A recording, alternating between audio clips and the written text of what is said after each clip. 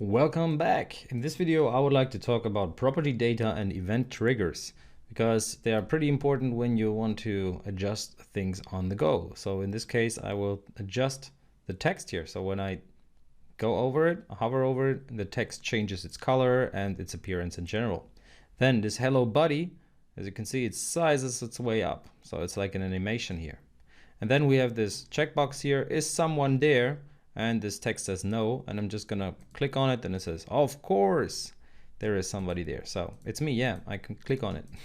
So these are things that we're gonna cover in this video and that will allow you to, well, make your user interface in general pretty neat because it can adjust on the fly and it can give an enhanced user experience or create an enhanced user experience. So let's go ahead and create a new project here. And I'm gonna call it WPF14C, which is property data and event triggers. What I had there was a combination of grids and stack panels. So I'm gonna start off with a stack panel like that. And within the stack panel, I have a grid. And in there, I have a text block which says something like text, hello, beloved world, or beloved world. And then I have a font size, so I'm gonna set that to, let's say 32. I want this to be centered, so I'm gonna say center, and also vertically it should be centered.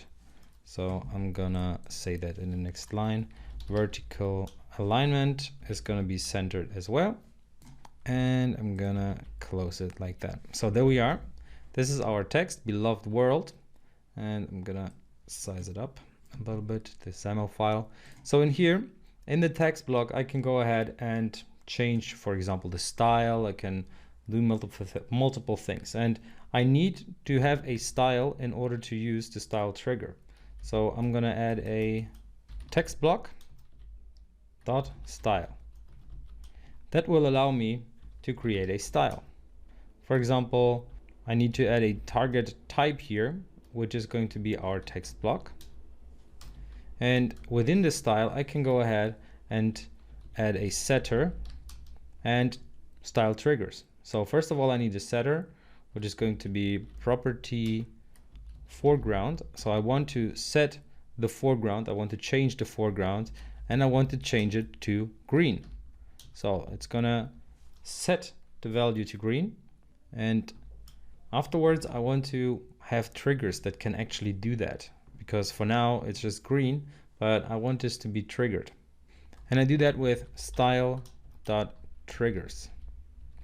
Now within the style triggers tag, I can create my different triggers, and I'm just gonna have one trigger, which is going to be mouse over. So the property for that trigger is mouse over. So whenever we hover over this text, I want this trigger to be executed. And I'm going to want to set the value to true with a capital T, like that. So within that trigger tag, I can create my setters, and that will be what should be changed in general. So let's say now I have this green text and I want this to be red when I hover over it. So the setter will be set the property to foreground, or set the property foreground to the value of red.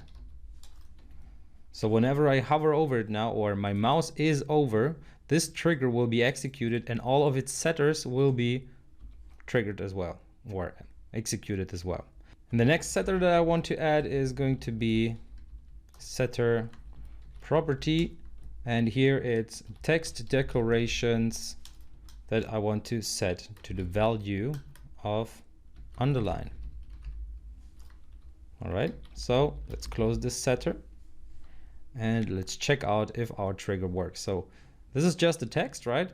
And let's check out the code a little in depth now, or a little more in depth. So we have this grid, which is in a stack panel, and there we just have this text block, and that's just the text that we see here, this hello beloved world.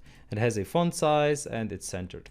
So that's the general properties of the text block. But now I adjust the style of the text block. So I can add some style components here, and I use this style tag, and I say the target type of this style should be the text block itself, because it could be components within the text block, but that would go too far now. But in general, we have this setter here, which sets the style. So this is something that is done straight away, right? We don't have to trigger that. But then we can add style triggers, which contain a trigger, which then sets things. And we need to specify what the property to trigger this trigger should be. So is mouse over? When that is true, I want the setters to be executed. And that will simply say, okay, I want to change the property foreground to the value of red. And I want to set the property text decorations to the value of underline. So you could add multiple different setters here if you like, and that will be triggered whenever this one here is executed, and that will be executed if is mouse over is true. So let's just run the code and see how this works in action. So there we have it, hello beloved world, and I hover over it, and as you can see, the text decoration is underlined, so the text is underlined, and the foreground value is red. So this color is goes from green to red. All right. So this is how you can simply go ahead and use style triggers or triggers in general. And something else that you could see, that when the value is back to false, it goes back to its original value. So underline and red is not true anymore. So they simply go back to its original value, which was green for the foreground, and underline was wrong or false. So the text decoration was not underlined. Now let's go ahead and create another text block, which will be in a unique grid. So I want to have multiple grids on top of each other. I could have used a different wrapper, but I'm just going to use grid here. And in there I have a text block again, and this time it should say something like hello buddy, hello buddy. And now in there I will set the font size to 24. Font size is going to be 24. Then I want this to be aligned centrally as well for both the horizontal as well as the vertical alignment. And then this text block should be styled. So I will style multiple things here. First of all, I want to add the text block style tag here. In there I will add a style, and it's going to be the target type of text block again. In here I can create event triggers. So you have seen the style trigger here, which was simply a trigger, but now I want to run an event trigger, which will be a little different. So let's create a style.triggers first, style.triggers tag, and in here I want to have an event trigger, and that will be executed when the rooted event is true, and the rooted event will be mouse enter.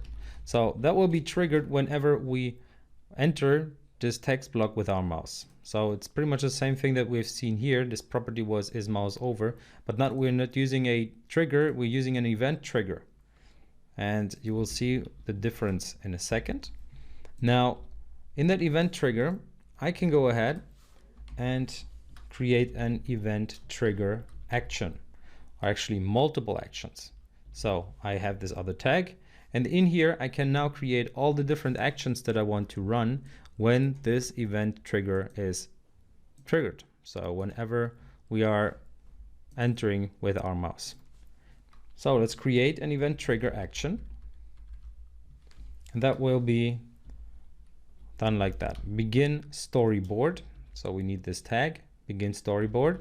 Then we create a storyboard, and within the storyboard we can now do animations. So double animation is going to be the animation which runs over a specific duration, and in here we have 0 as the hours, 0 minutes, 0 seconds, and 500 milliseconds. So over the period of 500 milliseconds, I want this to be executed, so this animation to run.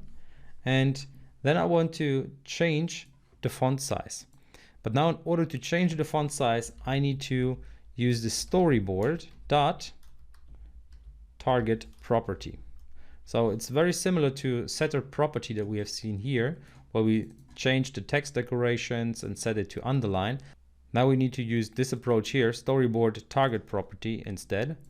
And in here I can say which property I want to change. So I want to change the font size to, and now I can specify the value. So there's a 2 property here, and I set the value to 72. Okay, so that's the double animation that we run here.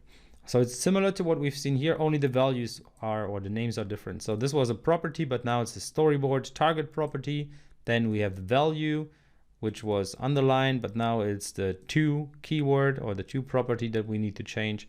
So this is pretty much how we can create this little animation that will be run. So now let's start that code and see what's happening. There we are, hello buddy, and there we are. As you can see now it's big and it doesn't go back. Oh, come on, go back to the normal size. And well, it doesn't. It doesn't care about what I want because I haven't implemented it. So now is a little challenge for you. Please add another event here, which will do just that. So add an event trigger, just as a little hint. You don't need to do all of that again. You just need to create or reproduce this code. So please go ahead and add the functionality. So when the mouse leaves this text block, that the text goes back to its original size, which was 24. And that should be done over a duration of, let's say, 300 milliseconds. So please go ahead and try that. All right, I hope you did. So I'm just gonna copy that event trigger. I'm gonna paste it just below, and instead of mouse enter, I'm gonna enter something like mouse leave. And the duration should be 300 milliseconds, and the font size should be set to the value of 24. And that's it. So this is the event trigger that I need in order to go back whenever the mouse leaves the text block. So let's test that again. There we are, hello buddy. And now let me leave it and it goes back. And it goes back quicker than it starts, right? So the one was the in text or the mouse enter was 500 milliseconds and the mouse leave was 300 milliseconds. So you can make some pretty cool events here. And as you see, it even reacts on the fly. So it goes back straight away, and that's pretty cool. Okay, so these are event triggers. So you have seen style triggers, which are of type trigger, and then you have seen style triggers, which are of type event trigger. Now there's one more thing that I would like to add, a checkbox with a little text below it, which will be adjusted. So this one will use binding, data binding. We've seen data binding before. And instead of being in a grid, it should be in a stack panel because I want to stack 2 things up. I want to stack the checkbox on top of the text block. So within the stack panel, I create a checkbox and it should have the name of CB hello. CB stands for checkbox. Then the content of the checkbox should be something like, is someone there? Question mark. Now the stack panel, actually let me align that. So horizontally align it and vertically align it as well. So vertical alignment center as well. All right. So now this checkbox should trigger something and it should change our text block. So we will need a text block and I'm gonna horizontally align that as well. So let me center the text block. Then I will set the font size of my text block to 36. So it should be sufficiently big. Now within the text block, I want to go ahead and change its style. So that's something that we have seen at the top already. So we use this text block style and style target type, and we specify the target type. So I'm going to do the same thing here. Text block dot style. Then in here I create a style tag, and the style target type So the target that I have is my text block. So I want to change the text block. And how do I do that? Well, with my setters. So I'm gonna set straight away. And this time the trigger will be a data-driven trigger. And it's not going to be an event-driven trigger as we have seen here. So event trigger and so forth, but now it's a data-driven trigger. So the property of my setter is going to be property. That's going to be the text. And I want to change the value of the text to something like no. And now I will have another setter on bottom of it, at the bottom. So this one will change the property called foreground. So it should just change the color to the value of red. Now that will be executed straight away, right? So we have this style and we didn't have any triggers yet. So this will be set. We could have done the same thing. We could have set the text here at the text block level. We could have used the value of red in the text block level. All right, but I just want to show you that this is an alternative approach, and this will help you to do the following thing.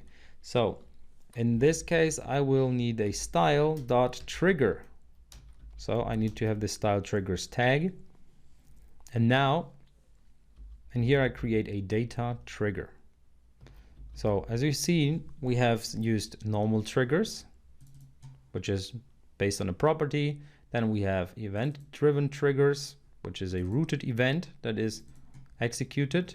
So it's pretty much the same thing, but in this case, you know, it's a mouse over and a mouse enter. But in this case, it's a property that is triggering it. And in this case, it's an actual event. And now it's going to be data. So you see 3 different types of triggers. So this data trigger is going to set things as well. But now in order to run the trigger, I need to use binding in this case. So I'm going to bind the element name called CB hello, which is our checkbox. And this CB hello should have the path of is checked. So I'm gonna check its is checked value, and I'm gonna set that value to true. Now what happens if I check that checkbox? Well, some setter should be executed. So the setter with the property of text should be executed, and its value should be set to something like of course. Now the next setter that I would like to add is gonna have the property of foreground. So it's gonna change the foreground property to the value of green. And that's it. So this is our data trigger. Let's go ahead and run that. So there we are. We have our 2 triggers that are based on mouse overs or the rooted event here. And then if I check that checkbox, let's do it, boom, and it says of course. So you see our checkbox triggers this now, and that's not the event. So this is not the check event. It is based on the data behind it. So we are binding to the is checked value of our CB hello, so of our checkbox here.